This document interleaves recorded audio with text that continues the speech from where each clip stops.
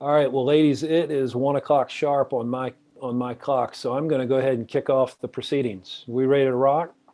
Ready to rock. Ready. All right, here we go. Welcome to the smartest people in the room. We are so glad you are here with us, and just by showing up, you are already demonstrating your very own smarts. Today, we continue our celebration of Women's History Month by featuring two of the most respected and accomplished power players from the live side of the business, both who have actually recently started really cool new positions in the industry. More on that in a minute. Before we get started, let me take care of some business. First, to the audience, please feel free to introduce yourselves in the chat window. The reason we do these webinars is twofold. First, we want to showcase really smart people and the amazing work they do day to day in the industry. But the second reason is a bit more nuanced. Many of you know that I am a music industry headhunter.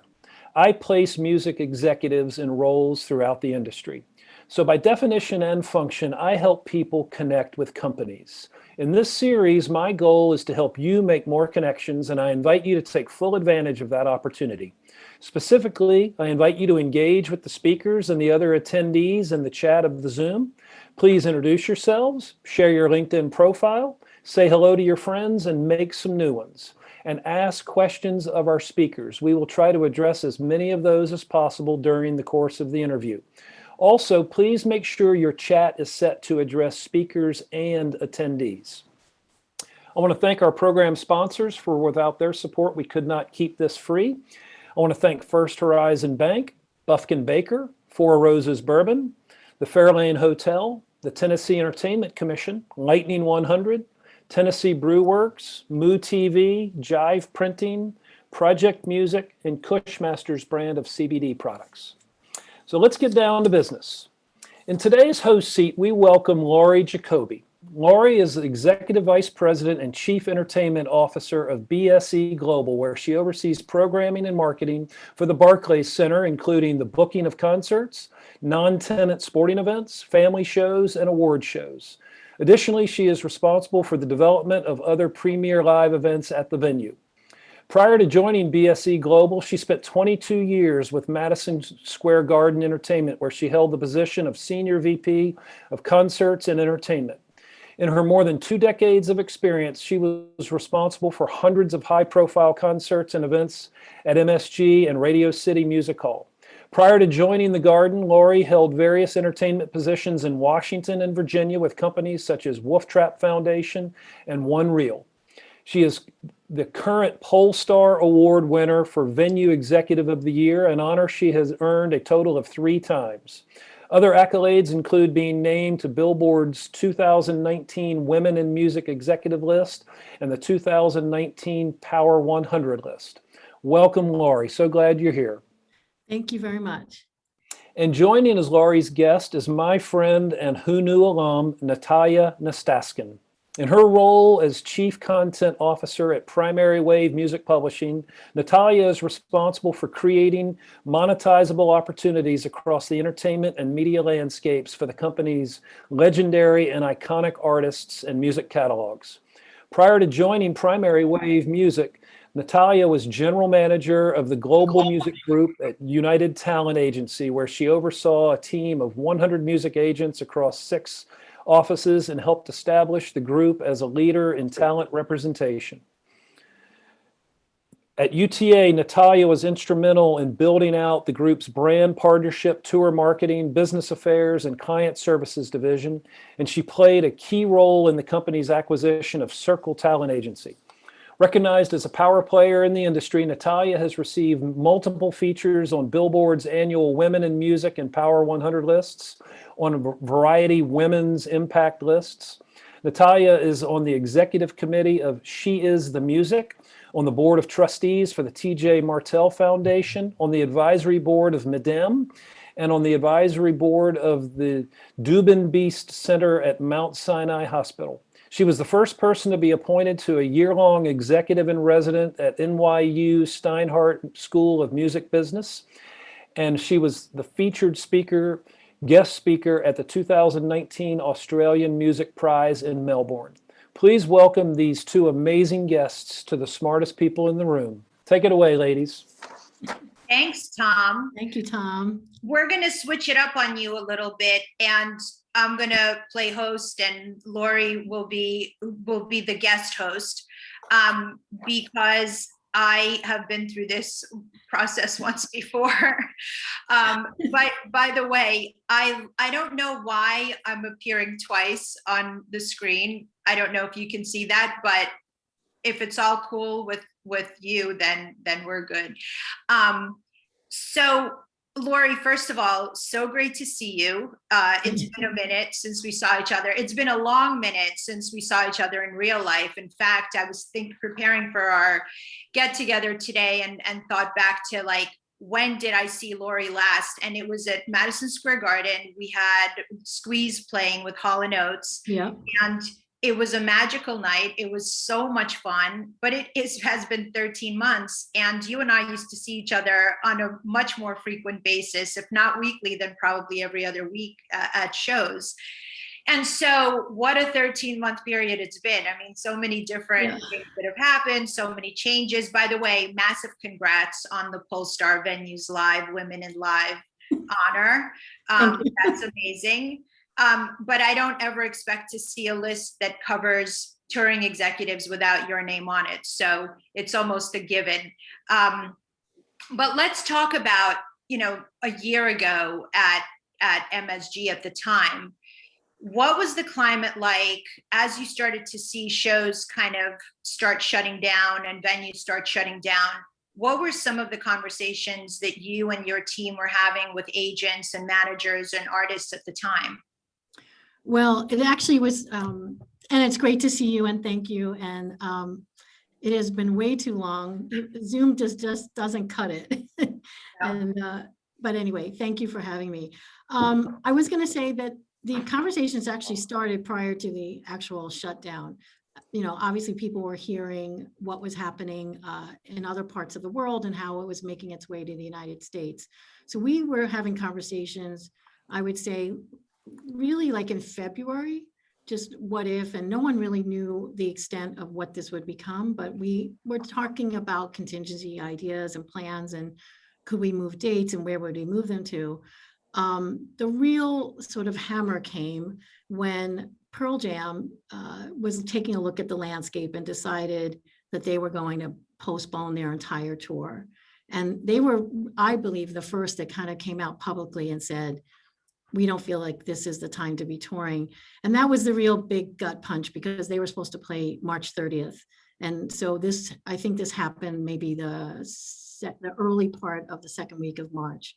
Our last show that we had in the building was March 10th at the arena. And that was the Alma Brothers 50th anniversary celebration. And I can tell you, like, I was nervous to be around a lot of people because by then a lot of people had already started making plans on maybe remotely working and not being in large crowds. And as you know, backstage at MSG, we were all in that VIP room on top of each other. And all I kept thinking was, yeah, I don't know if this is such a good idea. So that was like the last hurrahs as it relates to the show at the Garden. But when the Pearl Jam announcement came out is when I realized that this was bigger than any of us could have ever even thought was possible. And then we got the decree from the governor on, I believe it was March 12th, when everything was shutting down, including Broadway, and no gatherings more than 50 people. And we had a show with Billie Eilish that week, and I was like, okay, this is no good. This is happening. At that point, we all kind of just discussed what might happen over the weekend. And then by Sunday night, the decree came down that everyone could work from home. But we all thought it was going to be 2 weeks. Everyone thought the original thing was like 2 weeks. Those 2 weeks turned into a very long time frame. But at that point, we were just trying to assess what could possibly happen. No one could have imagined it would be to this level. Right.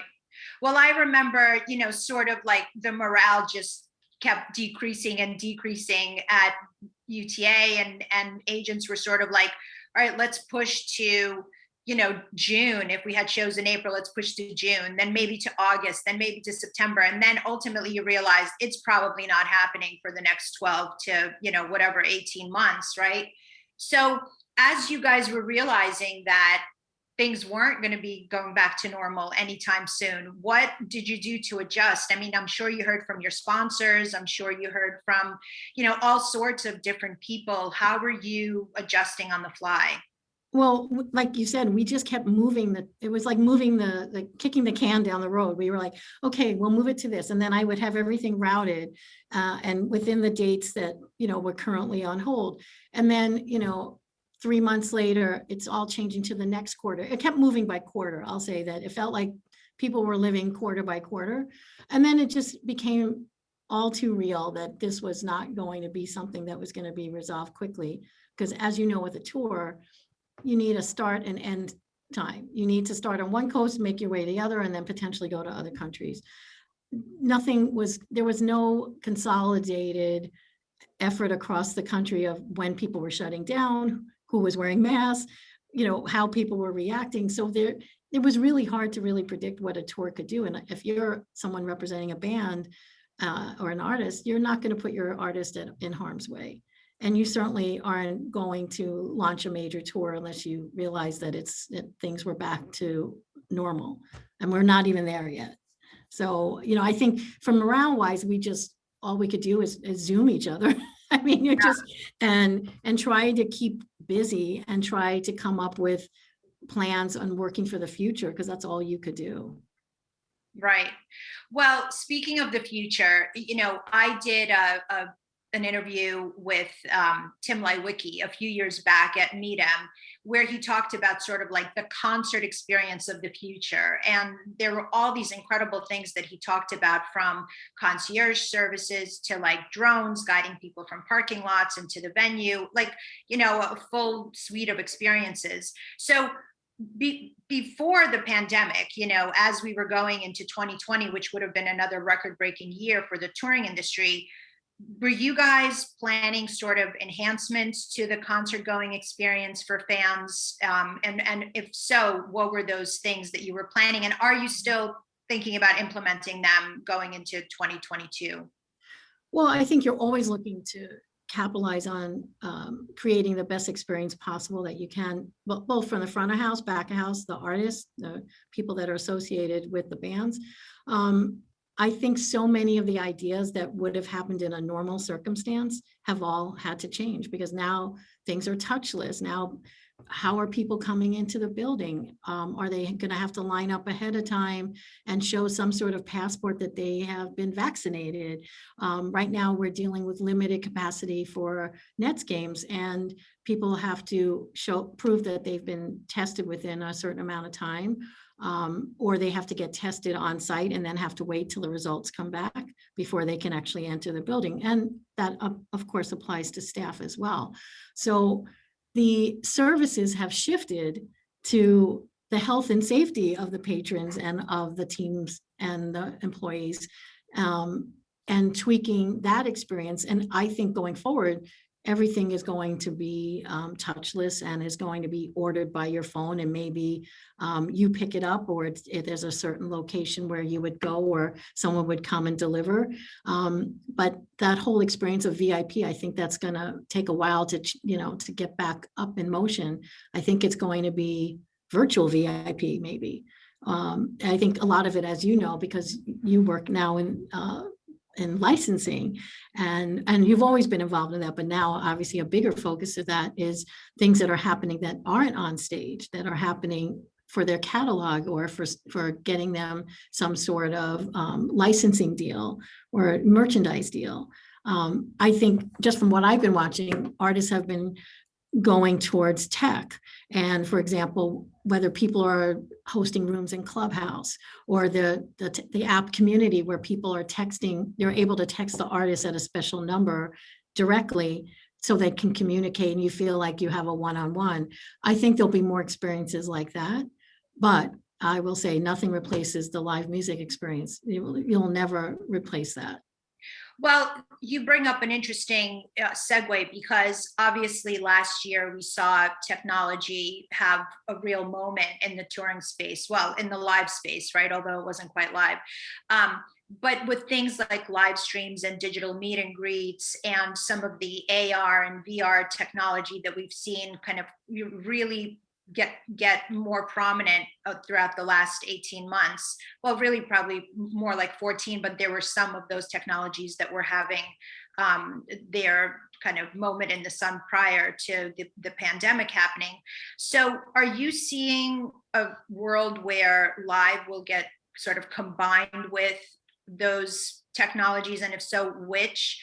And will that enhance the concert going experience? Will it change how artists tour in general, in your opinion? Well, that's just been a topic that so many people are talking about. I think there will be some way to do a combined live and virtual experience. Let's say a show sells out and you really wanted to go, maybe it becomes the overflow to a live experience if you can't be there, or if you can't fly in and be in a certain city, or this is your favorite band and this is your one opportunity to potentially see that show, especially if the shows are unique and it's not maybe the same set list every night. There are bands that really create a separate experience almost for every show. And I think that's where they can capitalize on some of the virtual aspects of this combined with the live. And I feel like that's the future, because frankly, most of the artists, this is what they know. They don't have a backup job. Their job is to get on the road and to tour, and this is their primary source of income. And also, this is what they love to do. It'd be my opinion only. I don't think they want to just see it as a virtual world. Maybe some people who are fearful of gathering in crowds, but for the most part, I feel they want to feel that energy from the audience, and they want to be back on the road. They miss their families of the road, as it's just part of their life and their blood. For sure. Although I will say, I do foresee a future where the VIP experiences, like that meet and greet post show, is digital, at least for a while, because, well, it's a lot of people coming into the in a close proximity. Yeah. And I think that, look, if it was something like this where it was a private Zoom and you felt like you had that connection to that artist, I mean, it's the next best thing. I don't think anyone's going to want to risk their health by getting back into a room full of strangers they don't know, and gripping and grinning and taking photos. Totally. Yeah. I'm with you. And for artists, I mean, talk about a time saver if it's something that they can do from their bus once they've left the venue, right? I mean, they can do many more of those meet and greets than doing in-person ones. Yeah, and I think like for Cameo, like that's such a great app for people that you can also give that as a gift, or a special occasion, but you get a personalized message that is similar to maybe doing a Zoom thing that's not live, but at least you get to keep that message. I got one last year for my birthday, and I was like, it was like the next best thing. I mean, in times like this, it was like, oh, this is so funny. I love this. So I think there's always going to be somebody creating something like that, especially going forward. I feel like we're only going to have to be more creative in our endeavors. Yeah. Agreed. I'm going to have to ask this just because it's on everybody's minds and everybody's lips, but since we're talking about technology and the evolution of the live experience, and we've all been reading about NFTs, are you guys talking about that? Are you thinking about it? Are you doing anything in the space? What's happening with Barclays Center and NFT world? I honestly, I can't answer that other than I'm still trying to wrap my head around the whole thing.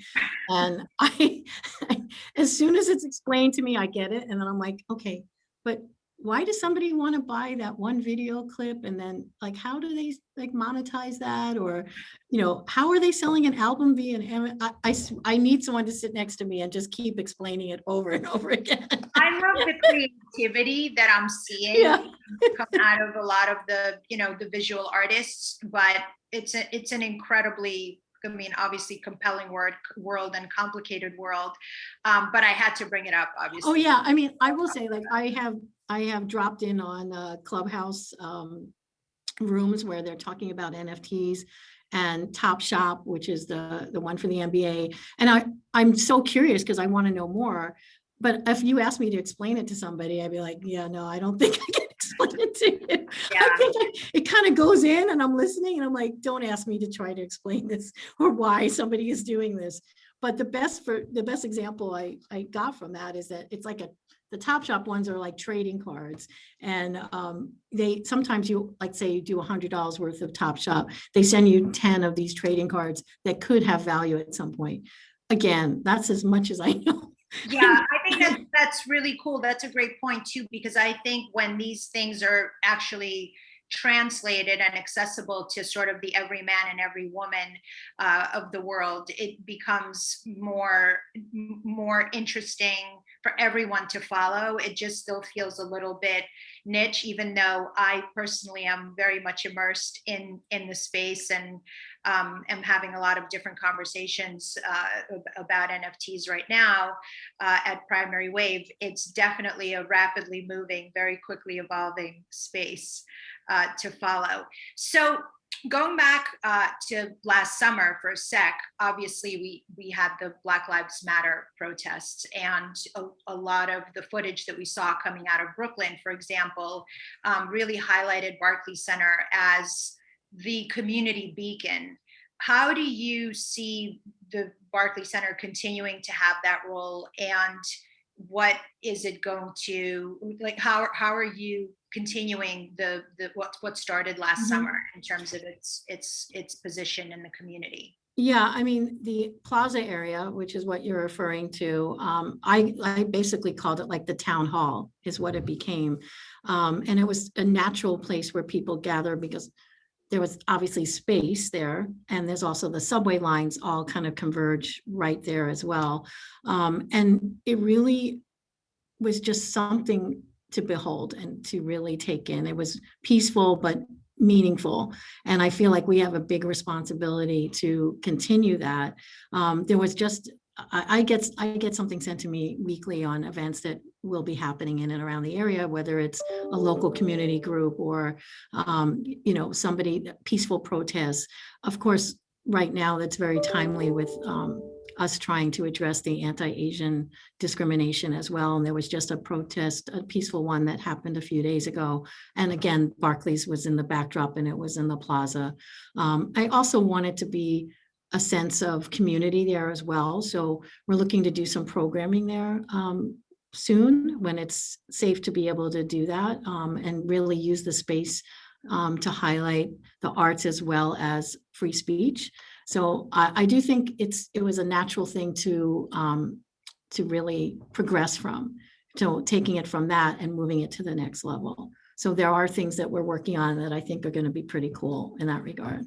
That's awesome. I can't wait to see more of that because I just was really happy to see that a music venue took such an important role in history and in that, very important time in culture. Yeah, I have to just also include that our owners, Joe and Clarisai, are very much involved in the community and very much involved in social justice.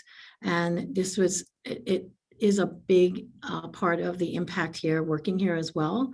So it's a natural tie-in that nobody would have known that by gathering here, but it is a very big part of the culture that is here at BSE. That is great. Okay, well, we are seeing a return of sporting events, even though reduced capacity, but we are seeing that. And not to hold you to any predictions, Laurie, but how do you think that translates to music? Look, I think anything gets us one step closer. Again, I think every state unfortunately has different rules of what you can and can't do, or some states have no rules at all. I mean, as far as gathering. So we're taking our lead, we're obviously advocating for more than 10% right now. We have 10% is what we're allowed. That works for sports as far as a Band-Aid approach. It's not an economic model that works for concerts or entertainment. As you well know, there's no way that you could pay the bills by only having 10% of your gate in the box office. So I am optimistic. I feel like with the increasing amount of people that are getting vaccinated, we're heading in the right direction. Though, it's funny, like it's even spring, like you kind of feel optimistic just because the weather is finally getting nice again. And I'm hopeful that we're moving in the right direction and that people will still abide by wearing the mask until we get to a point where it is a lot safer for us to gather together. But right now at the games, people are wearing masks and they're being cooperative and they're being respectful to their fellow patrons and to the team and the staff as well, because everybody's at risk. But I have people who still think that it's possible that we could have some events in September. So fingers crossed. Fingers crossed indeed. Yeah. To be there. I am absolutely looking forward to the return of live events.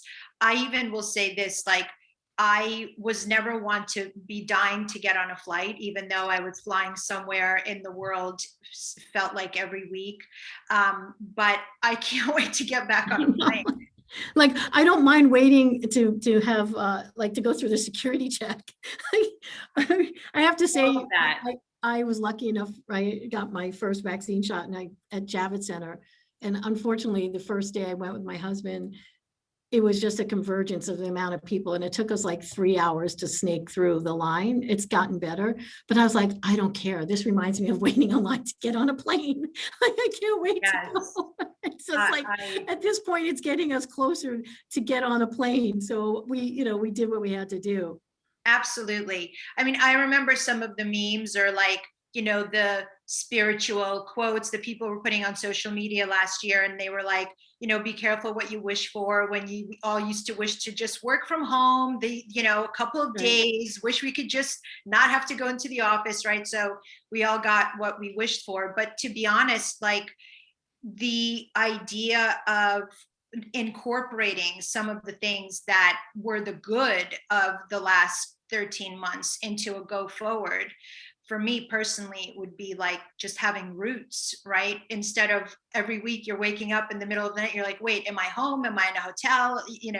Which way to the bathroom kind of a thing. So having had the opportunity to be rooted for slightly over a year has been good. I can't complain about that. But let's go back in time for a bit. Obviously, Laurie, you're one of the most respected and well-liked executives in music. And as I can see from this incredibly amazing interactive chat box, you have a lot of friends in the audience. How did it start for you? How did you get into the music industry? Well, I was a fanatic as a kid. I love music. I was surrounded by music. My father was an entertainer growing up as a kid. He was a tap dancer in the old Yiddish vaudeville circuit. So I was surrounded by entertainment, music, and just a love for that from my early childhood. When I went to my first concert, it was literally like a lightning bolt went off, and I was like, that's what I want to do. I mean, I literally knew I wanted to not to be the performer, but to be part of like the organization of it. And so I really got my start in college. I first volunteered at my first school as on the concert committee. And then when I got to the University of Oregon, I actually applied for the job to be in charge of booking the concerts there. And I talked my way into it. And, I didn't really have that much practical knowledge, but I had a lot of passion for it. And so I did that for 2 years. And that's really kind of where I learned and made my mistakes and met lots of people in the industry. Some agents I still talk to from that. Wow, that's incredible. Yeah, I know. I was laughing. I was like, back in the day, they called me kid. I'm not kid anymore.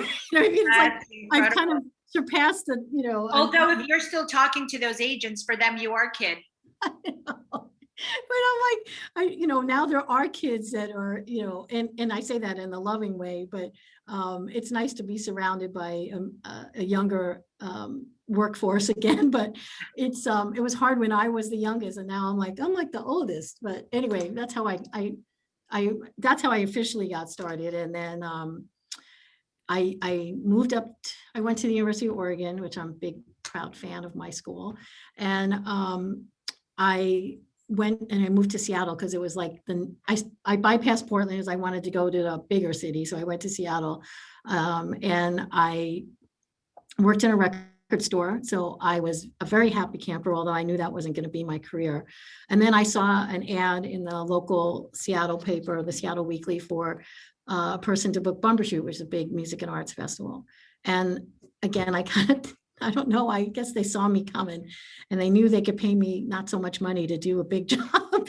So, because it was nonprofit. And I got the job and I was there for 5 years. And then I got the call to go to Wolf Trap. And I didn't really want to leave Seattle. I really love Seattle, but I went and I interviewed and I thought, okay, this is like the next step in my evolution and a little bit closer to family. So I moved to Northern Virginia and I booked Wolf Trap. It's a beautiful national park for the performing arts in Northern Virginia. So I was there 6 years. And then my good friend, Eddie Mycone, who was at Radio City at the time, called me because Radio City and The Garden were merging as one company. And he said, I think I have a position for you. And I'm like, all right. And so that was like 22 years ago, because I was at The Garden and Radio City for 22 years. Amazing, amazing. That's why I said I'm no longer kid. Well, you're wonderfully young. So I don't think kid, but certainly a seasoned, young-hearted woman for sure. Speaking of which, being associated with the same job for many, many years, you and I kind of have that in common. We're associated with either the same role or the same team for many years. So I have a feeling that there's a vast audience that's on that, is contemplating changes, maybe a different time of their careers. What would be your advice specifically to women, since it is Women's History Month, but to our audience, but women specifically, like about change? Well, it's funny. I think about this all the time because there's so many things that are beyond our control. I mean, even, pre-pandemic, you have an artist that's loaded in as in your venue and all of a sudden isn't feeling well and the show isn't going to happen. You have to figure out, okay, what are we doing? And you can't panic. You have to just be in the moment, go through the process. It's disappointing, but you have to figure out, okay, how are we going to communicate this to our audience as well as deal with the repercussions? So I always say the only thing in life that, is guaranteed is change. I mean, you have to kind of roll with it. You have to adapt. It's not always pretty, but you have to be flexible in your thinking to accept change, because that's the only constant there is in this world. We can get complacent and not realize that. And then change comes and smacks you upside your head and you're like, okay, I guess I am ready for this. I have to go to the next challenge. And I have been saying lately to almost everyone is that you're never too old to reinvent yourself. And I think that's really important because when you're associated with your job and you no longer have that job, you start to have a little bit of an identity crisis of who you are. And it's okay to take a little stock in yourself and figure out, oh, I'm not my job. I am this person who happens to love my job. And then it's okay to reinvent yourself to your next, whatever your next chapter may be. And it could be a job, it could be volunteering, it could be moving, it could be building a house, whatever it may be, it's the next step. But it's okay to go through that evolution. And you can speak to this as well. Both of us during a pandemic have done a complete 180. Yeah. Well, with me, I find, my life-changing decisions tend to be impulsive as opposed to planned, including, the change from UTA to primary wave a few months back. I like to quote, I think it's John Lennon, the audience will correct me if I'm wrong. But, I think his lyric is, life is what happens when people are busy making plans, right? And I find that with me time and time again, that I can have made all the plans in the world, but it'll be a moment, a conversation, an alignment of the stars where I make a decision that people are like jaw drop, like, what? You did that? But for me, it's like, that's just how it's worked out, whether it was starting my law practice right out of law school, or it was unraveling my law practice and reassigning my clients to different lawyers when I made the decision to go inside of the agency group, or taking on the GM role when UTA acquired the agency group, and now joining Primary Wave. It's just always been sort of like, yeah, this feels good right now, let's go with this. And then it becomes like a decades long or years long engagement, which I've been really blessed. I've been really, really happy about how my professional trajectory worked out. Although I will say in the beginning, a lot of blood, sweat, and tears, And then you have to go with your intuition and gut, right? You have to, sure. and sometimes, again, like a decision's made for you without you see it coming. And sometimes I say I have like a shower moment when I'm in the shower and everything is crystal clear. And I'm like, oh, I just solved my problem, whatever. In fact, it's just by being in the shower and having a clear head, and a clean body. So it's just like, it's true, those shower moments really work. Yes. Yes, there have been a few. So in terms of taking last year's lessons or listening to this year's lessons, what are some of the things that were maybe like the joys, the challenges, and the adjustments that they've caused in your world? And what are you holding on to? What are you letting go of? And what has kept you sane throughout this whole time? Oh boy, that's a lot. Well, I will say, and although you do have a country place to go to, that New York City apartments are not made for 24/7 living. I will tell you that now, that if anyone has made it through thus far with a roommate, significant other, dogs, whomever, you all get an award. Because I agree. I'm sure there's other cities as well, but I can only speak to New York. So the fact that we've made it 13 months, almost 13 months, living in a small closed-in quarter and not really having a lot of open space in the beginning is a major accomplishment. And it really, that's where you learn compromise and you learn what's really important. And frankly, having your health is number one. I could tell you the first couple of months I was afraid to go outside because they kept saying how bad New York City was and obviously the density of the population. I thought there was a big green blob, coming after us, like you just didn't know. And then you adapt, you have to like make some decisions, some tough choices. And I actually just simplified my life, and you have no choice but to simplify your life. All the rest of it doesn't mean anything. If your family and friends are okay, really, that was the only thing that mattered to me. And just trying to cope with how was I going to work, from home. And I'm in the living room, my husband's in the kitchen painting, like he's an artist, so but we made it work. And that's just it, is you have to adapt. And whether it was this or something else, whatever you plan, like you said, doesn't always go according to plan. And then, like many others, I had to figure out a way to incorporate exercise into my life because I needed that outlet, and going outside just didn't seem like the thing really to do other than trying to take a walk when no one around you. So I did buy a Peloton, and that has saved me. And I don't have an excuse because it's sitting in my living room. So you just find things that work for you, and whether it's doing yoga from an app, or you have a bike, or you can get to a park. I think it's so important to just get out of your own sort of situation for a while, and whether it's exercise, yoga, whatever it may be, but that helped me a lot. Yeah. And what about you? Did you have something similar that? Oh, I get involved with a little Peloton myself. I haven't seen you. I am, okay, so full disclosure, when you choose your classes and you choose the duration and then the level, and then like you can choose easiest, trends, hardest. I go on the easiest because I want to feel like a winner.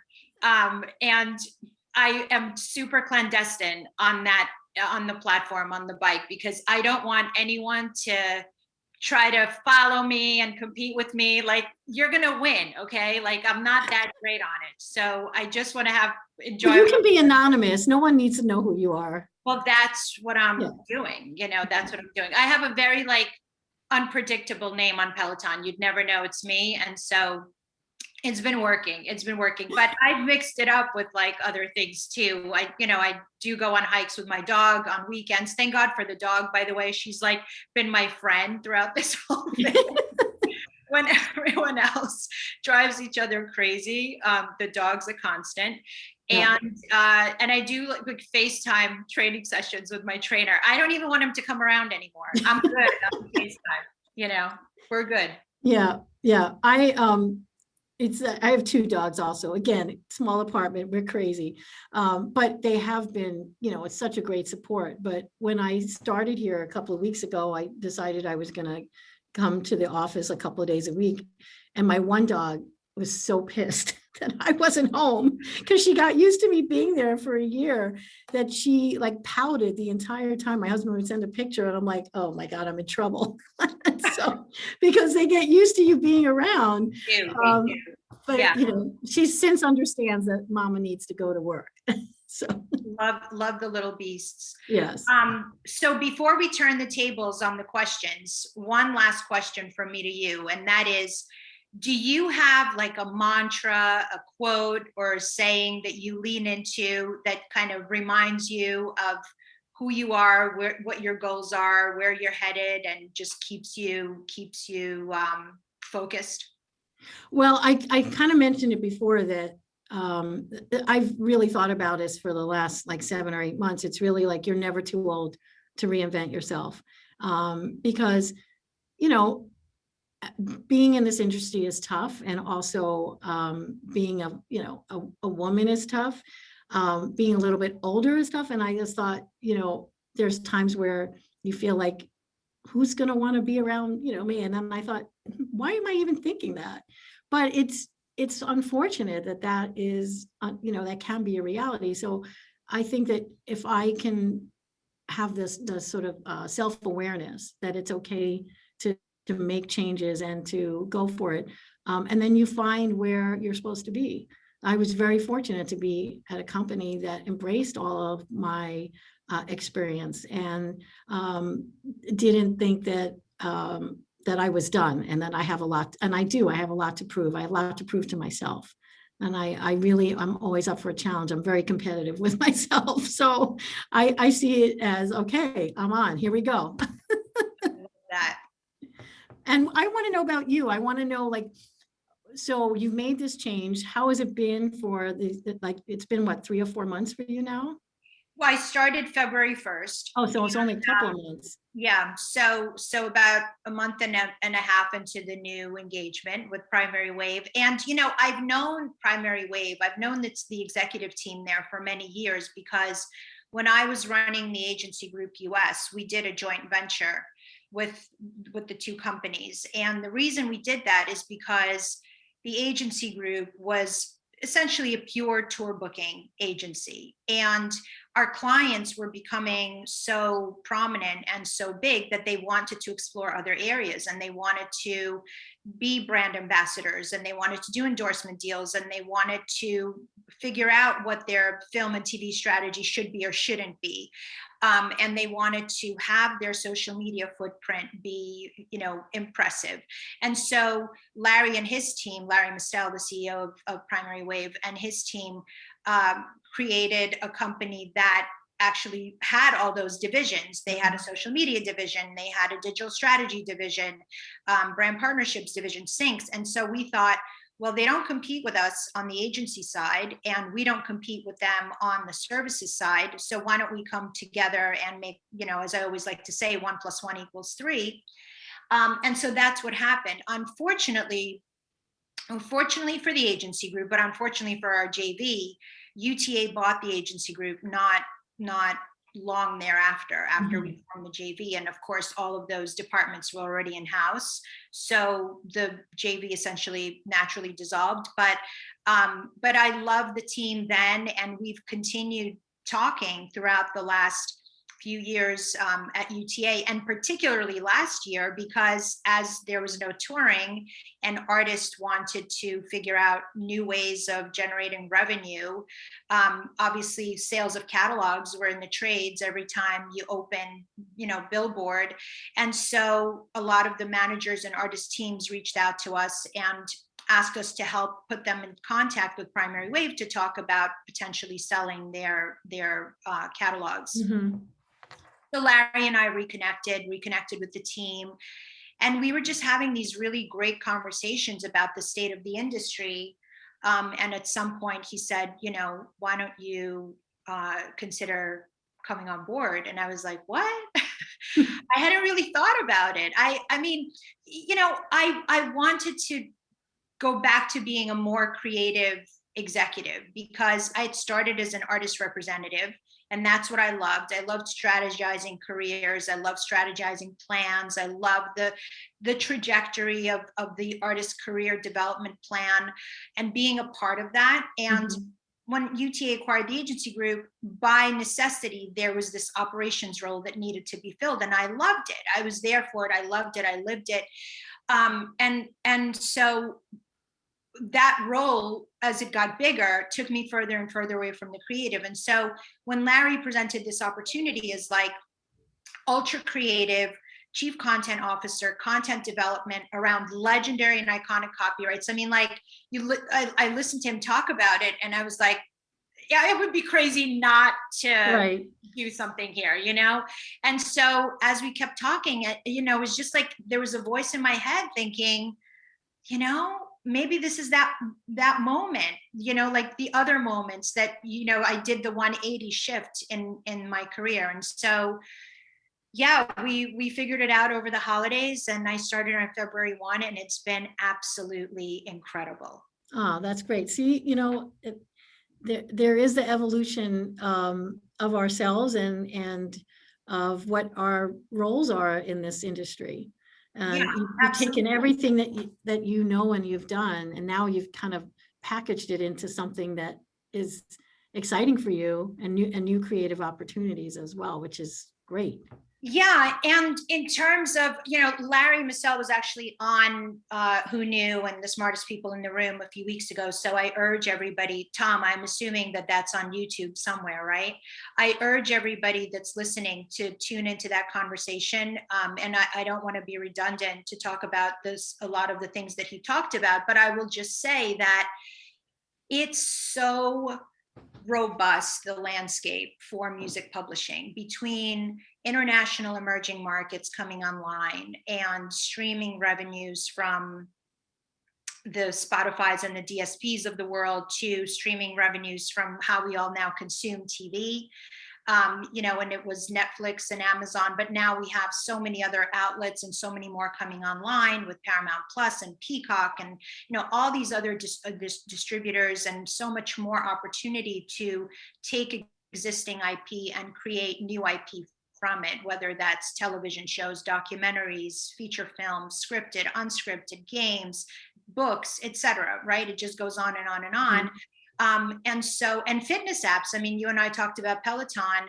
Now there's the Mirror, right? And there's a million different of these, like bike and spin and all these other classes, and everything utilizes music. Yeah. And let's face facts, legendary and iconic music works over and over. Yes, it lives forever. It lives forever. Yeah. And we see it with remixes, right? Yeah. If you look at some of the most popular remixes that are done of these classic songs, the number of streams is like quintupled. I think there's sentimental value.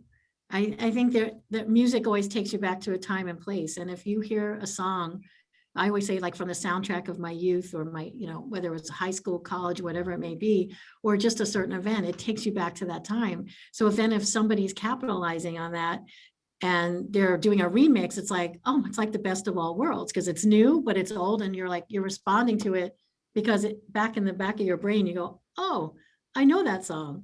And even if it's a remix, it seems new again. Yeah, there's a familiarity to it. Yeah. Absolutely. Yeah. Reinvention. Yeah. So are we looking to take some questions, Tom? Or are you feeding us the questions, or how are we doing this? Oh, he's not, I think he's. Yes, I did feed one to you, but I'll read it. And so to Okay. save everyone the time, this comes from Dina Myers, and both of you can address this because you have different perspectives on it. But what are your predictions for how the promoter landscape might evolve post-COVID with both Live Nation and AEG having slimmed down to skeleton crews? Do you think there will be a reemergence of the independents? Well, I mean, look, not only the promoter landscape, but just the agency landscape has changed drastically since the beginning, sadly, of this pandemic. But it's also led to new independent creative entities, whether it's a small boutique agency or, again, independent promoters that have used to be at a major. I can tell you just from the calls that I've already started to have, a lot of the independent promoters that I have worked with are ready to go. And I feel like many people have said this, but like 22 is going to be like the roaring 20s. It's going to be robust. And I think I'm hopeful that all the tours that people are talking about will in fact be happening. I think people are going to have to go to like 5 shows a week because everyone's going to be on the road, which is a good problem to have. But I do feel like it is definitely more opportunity. I think that people are, some people might be looking for a more intimate experience with their promoter if it's not part of a major entity. So I think there's some bands that are comfortable with that situation and some are part of a national tour. So I think it all flushes out in the end. But I have seen a resurgence in both just on the agency side, but also on the promoter side as well. And Natalia, I don't know from your end, are artists looking to have more of that boutique experience with you, and as far as like maybe covering like a 360 type of situation where you're dealing with them from start to finish in all assets of their career?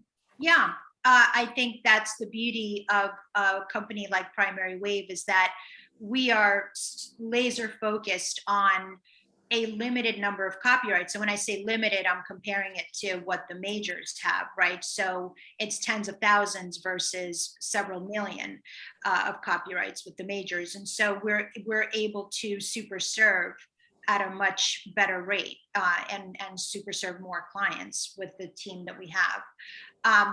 And also, to answer the question, Tom, I do agree with Laurie. I think what we saw prior to the pandemic was a real consolidation in our business where major promoters were buying up a lot of the independents or striking JV deals with them or whatever creative business structures they had. And similar on the agency side, you had a lot of like gobbling up of smaller agencies by the big ones. And now we're seeing kind of a deconsolidation of the industry where independent agencies are popping up very often, and we'll see independent promoters also take kind of put a stake in their regions, I think. Yeah, I think it's all about relationships. It always is.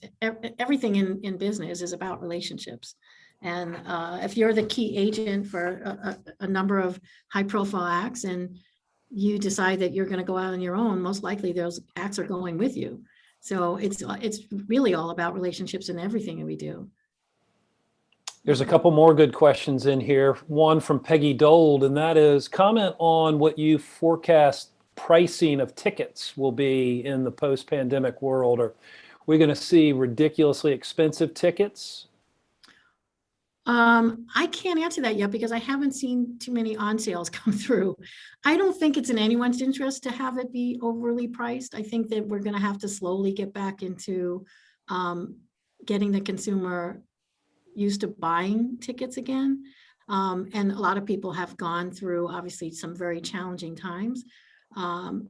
Feel like people are going to try to gouge anyone. I feel like they're going to be maybe a little more strategic in their deals. And I'm going to say maybe the promoter doesn't have to pay as much upfront as they used to. And maybe as soon as the show does well, they all somehow split whatever the revenue is. It may be a different model, but overpricing the tickets is not beneficial to anybody. because I don't feel like that's going to achieve their goals. I heard Rob Light say that when the business comes back, it's not going to be 6 months and it's fixed. It's going to be probably a 2-year period before we get back to some sense of normalcy. And you can't expect to recoup your money in 6 months after being off the road for over a year. The cynic in me feels like it's going to be really high prices for a while. The laws of supply and demand are immutable. There's fewer stages. Every act in the world wants to get out there. There's a pent-up demand, obviously. Yeah. All those signs point to higher prices, in my estimation. Well, I mean, it could be because of, maybe some COVID protocols and things that are more expensive. But again, I think it depends on the act. I think, some acts are very sensitive to what their fan base is paying, and others are maybe going for the payday and just trying to recoup. I don't think there's a blanket answer to that. Right. And another question in chat. Before we get to the other question, I just want to shout out a couple of people, because I can't follow the chat box and answer and ask questions at the same time, but I am seeing some friends in the chat. Judy Tint, what's up, girl? So good to see you. Miss you. Can't wait to see you in person. And Kiyomi Calloway, world, watch out for this young lady. She's Gen Z. She's the next one. So really incredible, promising music executive. Love it. I need to have her on my radar. Another question. What are your thoughts on streaming once live shows have fans in attendance? Will we still see streaming, you think? Natalia, what do you think on this? Because this is a world that you live in a lot more than I do.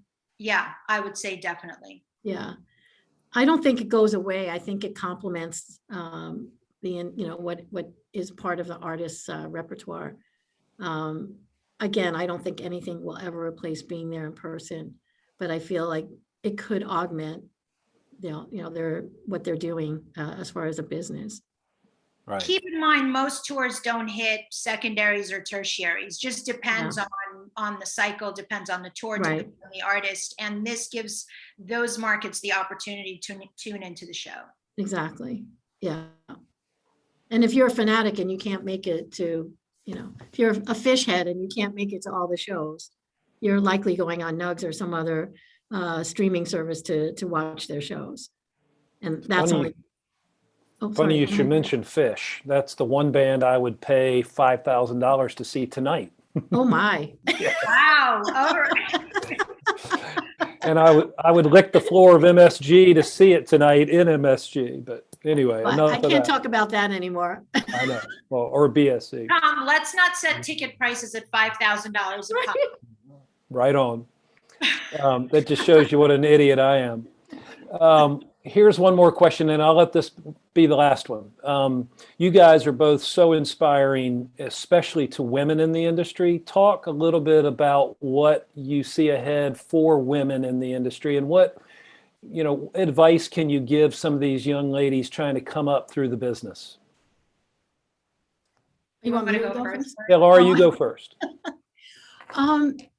Well, I said this, I actually was on another panel earlier, actually last week for WISE, which is Women in Sports and Events, which is also a great organization for anyone that's interested in networking. It's very worthwhile. I always had the attitude to just kind of go for it. I never really looked at whether I was female or male. I just went with my passion. Obviously, this industry is very, it has been very male dominated, but it's also been really incredibly focused with a lot of women that I know in the industry. And I think back to some of the people that inspired me, whether it was Barbara Skydell, to this day still Carol Kinzel, to Carol Lewis, who I worked with, who were really pioneers on the agency side where there weren't a lot of women agents. And I think I always looked to them on how they handled themselves and how they dealt with the clients, as well as me as someone who was buying talent.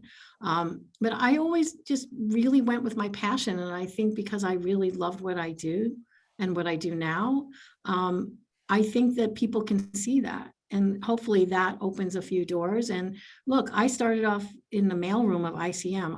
I was very humble about my beginnings. No one ever gave me anything. I didn't have any contacts. I literally just kind of just kept chugging along and trying to make, ends or inroads into any part of the business I could. Like I said earlier, I worked in a record store.